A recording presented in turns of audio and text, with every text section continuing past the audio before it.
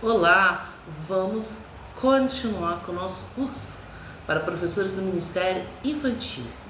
Vamos falar das características do professor. O que acontece muito por aí é a gente pegar as adolescentes e às vezes até as adolescentes que ficam fazendo bagunça no culto, né, que não estão prestando atenção. O que a gente faz? Joga lá para trabalhar com as crianças. Vai lá ajudar na salinha, vai lá ficar com as crianças. Né? Isso aí é um erro muito grave, no sentido de que esses adolescentes, essas meninas, geralmente são meninas, não têm ainda a maturidade, né? Nem como pessoa, nem como a maturidade bíblica para poder, espiritual, vamos dizer assim, para estar ali ensinando. E aí a gente joga, né, adolescente ali de 12 anos, 13 anos, para tomar conta no caso, das crianças ou ajudar. Depende muito da realidade também, né?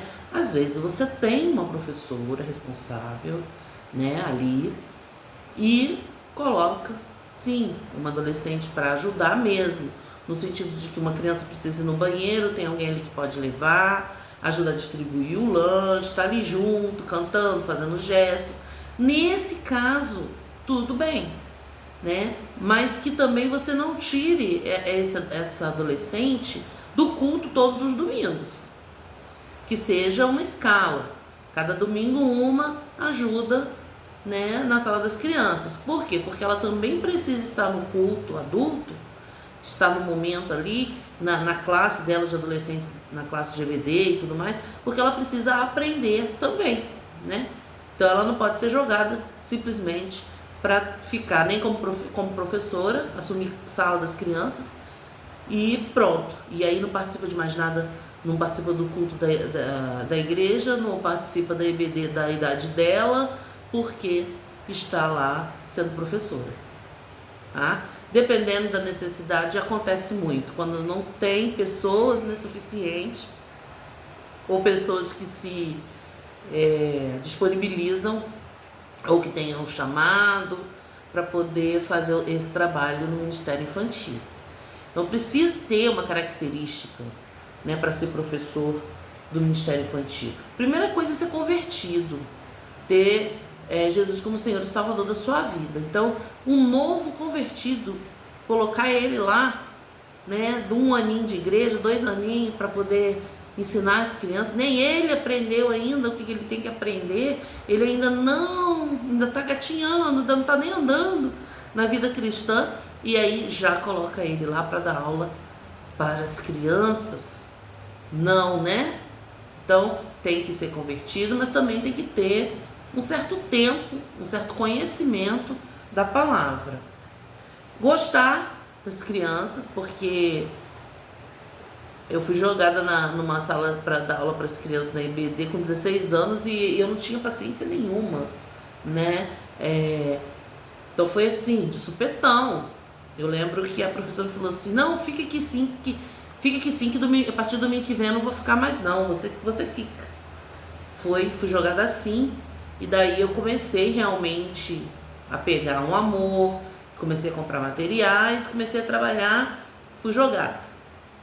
Então é um erro a gente fazer isso. A pessoa tem que ser preparada e entender qual é o papel dela ali com as crianças, né? Não é chegar lá e brincar, não é chegar lá e cantar e dançar, não é chegar lá e contar historinha. É um ministério que ministra a palavra de Deus, que para nós é primordial para a nossa vida, é o que nós consideramos como essencial. Não é verdade? Ter boa comunicação, saber, né, se comunicar com as crianças, saber falar, saber interagir com as crianças, saber o que está ensinando, é o que eu já falei, ter conhecimento bíblico, não só o conhecimento intelectual, mas o conhecimento espiritual. Ele tem que ter comunhão, ele tem que ser uma pessoa realmente revestida ali, consagrada, porque pode acontecer muitas coisas num culto, num trabalho com criança, seja EBD, seja culto infantil, pode acontecer até de uma criança, né, tá numa situação de possessão, e se o professor, se a pessoa que está ali, ela não tiver revestida realmente do Espírito Santo de Deus, ela não vai saber lidar com essa situação, tá? Praticar o que ensina.